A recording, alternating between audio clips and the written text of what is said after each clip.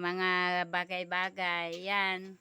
Katulad nito, kaayos lang natin tong bagong linipat natin na kapilya.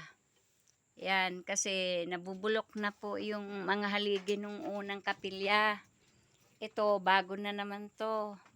Guys, nilipat na naman namin dito sa medyo malaki-laki na kasi masikip na doon sa dati. Kaya ngayon, ito, pangsamantala, nilipat uli. Yan, ito na yung bago ngayon na naman. Yan. Dito na naman kami. Medyo maluwag-luwag na ito, guys. Yan. Kailangan na naman daw ako pumunta na doon sa merienda. Ay, Noy, magmerienda ka muna. Noy. Ito dito yung kainan. Ito. Ito yung pintuan, palabas sa garden. Yan. Yan. Ito yung garden. Yan. Yan ang garden. Ito yung kusina. Kagagawa lang nito ng aking apo. Yan. Ito, may Christmas, may Merry Christmas na yung aming kusina. Yan. Dito. Ito po yung kitchen. Dito yung mga lagayan ng mga pangluto ko pag may bisita sa kapilya. Ayan. Ito yung kusina. Ito, may luto pa dito. Magkain pa po na miswa. Ayan, sardinas. Ayan, may kape. Dito po yung mga lagayan na mga kaldero. Dito po ang maliit kong panhugasan. Yan. Napakasipag po ng apo ko. Siya po yung nag-aayos nitong kapilya. Salamat sa Panginoon. Dito po kami maglalagay ng mga pagkain. Dito. Para hindi lalamgamin yung aming pagkain. Yan po, bagong haras lang dyan. Ni Sister Helen. Kaya para maging maayos na. Ito po. At ganito lang po yung aming kapilya.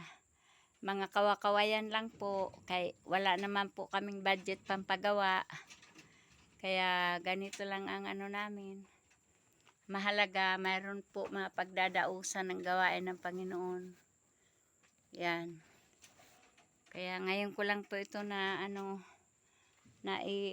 kasi talagang daming trabaho po. Yan.